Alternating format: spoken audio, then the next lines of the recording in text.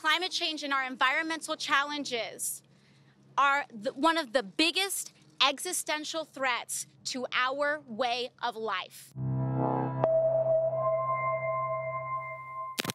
It's The Real News. I'm Varna Noor. On Thursday, Representative Alexandria Ocasio-Cortez and Senator Ed Markey introduced a resolution to create a Green New Deal.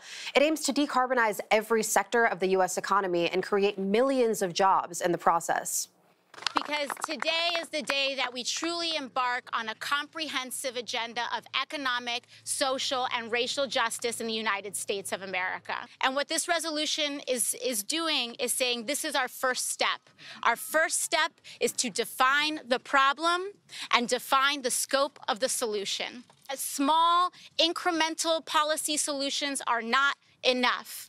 They can be part of a solution, but they are not the solution unto itself. Today is also the day that we choose to assert ourselves as a global leader in transitioning to 100% renewable energy and charting that path. The resolution stresses the need to protect frontline communities who have been most severely harmed by environmental and socioeconomic injustices. It also proposes a just transition for those employed by the fossil fuel industry and aims to create a federal jobs program and instate universal health care. But as our next guest has pointed out, it doesn't directly take on the fossil fuel industry or call for an end to new oil, gas, and coal projects. Joining me now is Janet Redman. She's the Climate Policy Director at Greenpeace USA. And in a statement today, she said a Green New Deal must include a just and managed phase out of oil, gas, and coal, starting in the most overburdened communities. Thank you so much for being here today, Janet. It's great to be with you. So before we get into your critiques of this resolution, I should just say you've also given it high praise. You said the resolution is, quote, moving the national climate debate to places no one thought it was even possible to go a year ago. Could you talk about that? Yeah, and this is an enormous step. There's no way to, I think, overstate the importance of this resolution today. What we're seeing laid on the table is a vision that's comprehensive, it's ambitious, it brings the intersection of systematic injustice and climate change together, and that's a critical, important step that we've been calling for a decade at this point. There are provisions for labor, there are provisions for guaranteed national job guarantee. There's talk about family-sustaining union job creation while combating inequality. It's an incredibly ambitious resolution. I think that's a great first marker. Our not complaint, but our point is that we need to do even more. I think Alexandria Ocasio-Cortez really laid it out in a great way. This is not the entire solution, but it helps us define the scope. I think it's really important for all of us who've been struggling to fight climate change and for climate justice to remember and to be reminding our legislators and our lawmakers that that scope has to also include winding down the fossil fuel industry because of the fact that they're polluting our atmosphere, they're polluting our air and water, they're polluting our communities, but they're also polluting our democracy. So again, this plan does call for net zero emissions by 2050, but unlike the original proposal for a select committee on a Green New Deal that AOC and youth environmental group the Sunrise Movement put forth in November, it doesn't call for 100% renewable energy. Talk about what the difference is between those two things. Yeah, renewable and clean are slightly different. Renewable energy means wind, water, and sunlight, things that are coming from the environment around us that never run out. Clean energy can mean a lot of different things to different people. It can mean nuclear power to some people. It's clean because it doesn't emit carbon. It's not clean because we need to do uranium mining to make that energy, and we need to do something with that waste that's now toxic. Sometimes lawmakers and environmentalists have tried to sneak in gas as a way of talking about clean energy because it, in some forms, is less dirty than burning coal. Studies have recently shown that that's not true at all. Unfortunately, it's just as climate harming as other forms of fossil fuel. It is, in fact, a fossil fuel. So that distinction is actually fairly important when we think about what we're building out for the future. In particular, when we're thinking about building new infrastructure, when we're putting new power plants in place, when we're putting new pipelines in place. If we're talking about, for example, gas as clean, and that fits in this 100% renewable, this 100% future, then we're actually locking in decades of fossil fuel combustion and more climate change. Some have also noted that a move to net zero emissions could also include some market-based solutions to the climate crisis, like, for instance, carbon trading, which is a system for where governments or companies can receive credits to produce a certain amount of emissions, and they can trade them with others, or carbon sequestration, which is a process where carbon is captured from the atmosphere and stored. Do those kinds of market-based solutions have a place in the Green New Deal?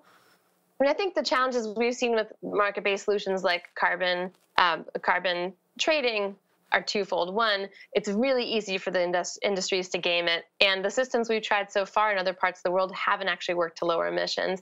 Things like carbon capture and storage, if carbon's being captured in the soil through eco-agriculture, then that can be a really good thing. But unfortunately, what we're seeing being tested and tried, R&D moving forward in the U.S., is for kind of carbon capture and storage that actually allows us to pump more oil out of the ground. So it's not actually net zero. I think the challenge with net zero and the way we're talking about it is often demand side. So that means we're not meeting our electricity needs with fossil fuels, but it actually says nothing about supplying fossil fuels to other parts of the world. Right. Part of what we're seeing in the U.S. right now is we're planning to export massive amounts of oil and gas. You can talk about 100% renewable energy or 100% clean energy and not touch any of that fossil fuel that is going to get burned and is going to impact climate change coming from U.S. soils. Right. So technically, we would be net zero. We would be at net zero if we continued to drill for oil and export that oil elsewhere. It would count on someone else's ledger. Sure. But it would be in our climate. It's in all of our ledger when it impacts the climate. Sure.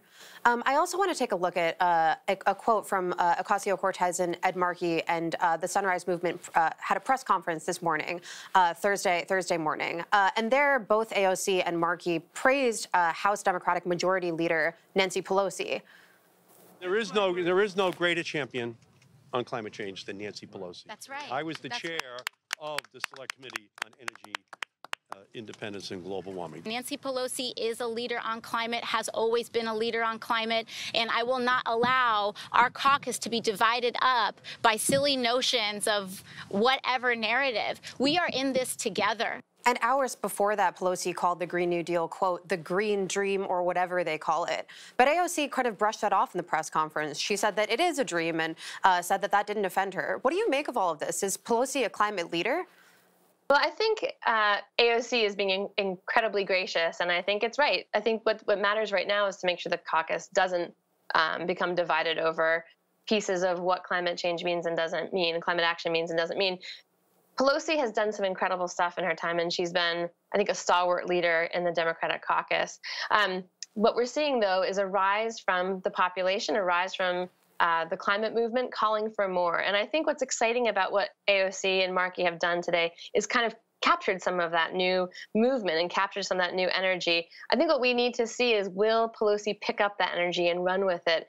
It's hard to call her a climate leader if she ignores that call from the base. And so I think we don't have to make a final decision on whether we think Pelosi is a leader or not on climate.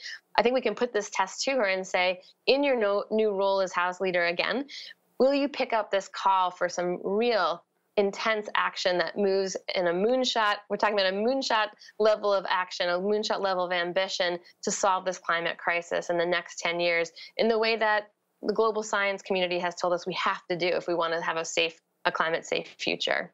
I don't want to belabor this, and of course, I do understand the need to, push within the real political system. But I think some were surprised to see these comments because this is the same Pelosi who turned down AOC and Sunrise's proposal to create the Select Committee on a Green New Deal. Instead, she created a committee that doesn't have subpoena power. And she's also in the past said that fracked natural gas isn't as bad as other fossil fuels. As you've mentioned, that's problematic. She told Jake Tapper in 2016, Jake Tapper of CNN. The fact is you cannot go to a place where you say we're never taking another fossil fuel out of the earth, although we'd like to, with renewables, get to a place like that. But there are plenty of uses for fossil fuels that have nothing to do with degrading right, but the you don't environment. talk that way. Is it possible that people with these kinds of climate histories can be pushed by these kinds of resolutions? I hope so. I'm not sure they can be pushed by resolutions, but I think what they can be pushed for is a really robust, strong, vocal climate movement, in fact, broader progressive movement that understands that climate leadership has to mean phasing out fossil fuels and ending fossil fuel expansion. So I think that's what Pelosi will have to respond to is an uprising, is a mass movement of folks that are saying no more fossil fuel industry, mucking up our democracy and mucking up our planet as part of a Green New Deal, as part of a package of other kinds of provisions and policies that are bold, that are addressing environmental degradation, that are investing in environmental racism, that are addressing the fact that people need jobs, and there is a lot of work to be done healing our planet right now. So I think we'll have to see that people energy really pushing on Pelosi. It can't come from one resolution. I don't think it will. I think it will come from all of us. I should finish by saying this resolution is non-binding, so by itself it won't create any policy even if it passes, and it's unlikely to pass when Republicans still control the executive branch and Senate. So why is this still important? If it's not a binding resolution, why is it still so important? It sends such a strong signal as to what's possible. I mean, think about it. A year ago, the idea that someone would be even that a lawmaker would be talking about a federal jobs guarantee, or that a lawmaker would be talking about really focusing investment in marginalized communities as a climate action. I think what's really important about this resolution is we're having a conversation that's starting to match the scale of the climate crisis on Capitol Hill with lawmakers. And yes, this is one resolution. It's absolutely non-binding. But what it does do is start opening up a conversation. The call for a select committee was an opening salvo. This is the next step in that conversation. I imagine we'll see a lot of different kinds of legislation coming out of the Hill to try and define what a Green New Deal is and what climate leadership means. And then people like you and me, organizations like Greenpeace, will certainly be looking to the run-up to the 2020 elections to start talking about what climate leadership means to people who want to be leading this country. And so while this is non-binding, this is absolutely opening the space for an incredibly important conversation that will pivot toward the next 10 years and what we do on climate change, or what we end up being too afraid to do. And then I think walking ourselves into a very precarious corner.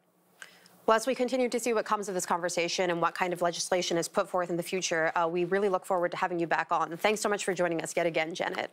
Great to be here. Thanks so much to you. And thank you for joining us on the Real News Network.